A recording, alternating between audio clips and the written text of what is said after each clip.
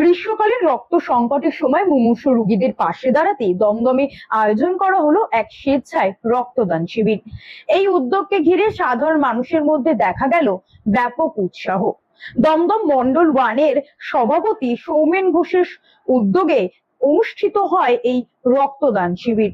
অনুষ্ঠানে উপস্থিত ছিলেন দমদমের বিধায়ক অরিজিৎ বক্সী এবং উত্তর কলকাতা শহরতলি জেলার সভাপতি চণ্ডীচরণ রায়। শিবিরে অংশগ্রহণকারীদের উৎসাহ দিতে উপস্থিত নেতৃত্ববৃন্দ রক্তদাতাদের সঙ্গে কথা বলেন এবং মানবিক এই উদ্যোগের প্রশংসা করেন।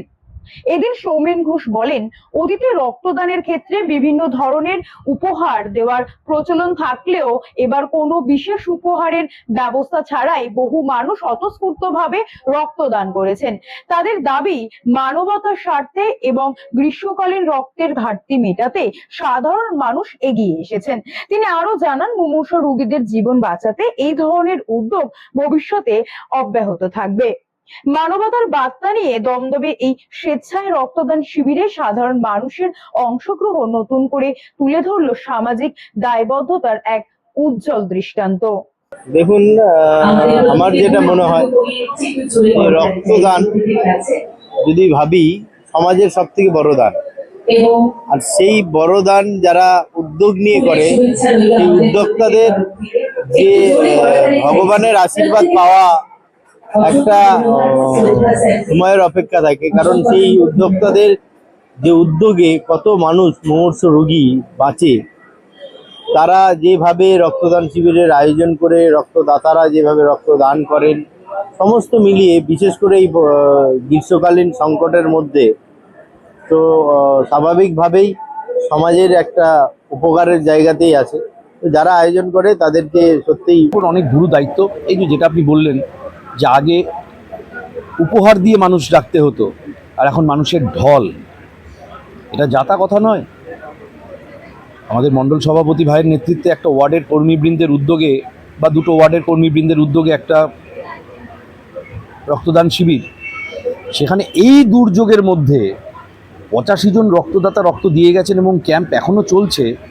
এটা আর কিছুই না, মানুষের আমাদের প্রতি ভালোবাসার, আস্থার বহিঃপ্রকাশ। এবং এই আস্থাকে সাথে নিয়ে চলতে, বাঁচিয়ে নিয়ে চলতে আমরা বদ্ধপরিকর।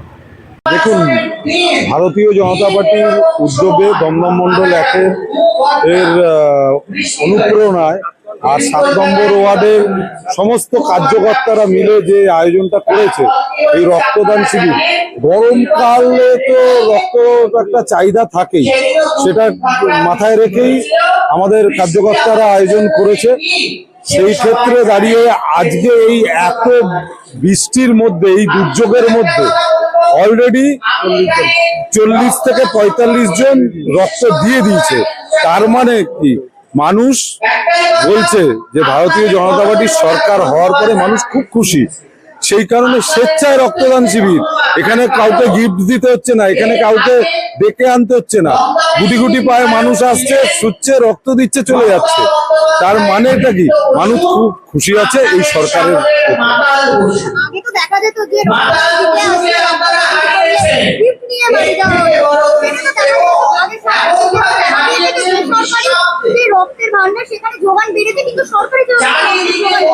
সেই কারণেই দমদম মন্ডল 1 আর 7 নম্বর ওয়ার্ড মিলে পুরো সরকারের ব্লাড ব্যাংকের আন্ডারে দেওয়া হয়েছে।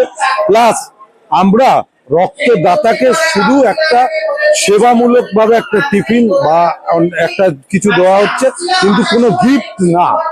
স্বেচ্ছায় রক্তদান শিবির এই ভারতীয় জনতা পার্টির এই প্যান্ডেলে আসলেই দেখতে পারবেন যে মানুষ স্বেচ্ছায় কত আনন্দ সহিত দিচ্ছে।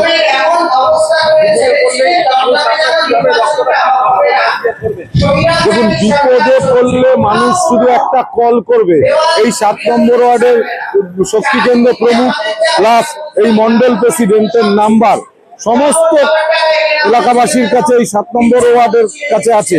সেখানে সবাইকে বলা আছে যে বিপদে পড়লে একটা কল, সঙ্গে সঙ্গে আমাদের কার্যকর্তারা তার বাড়িতে গিয়ে, প্লাস না হলে হসপিটালে গিয়ে কার্ড পৌঁছে দিয়ে আসবে।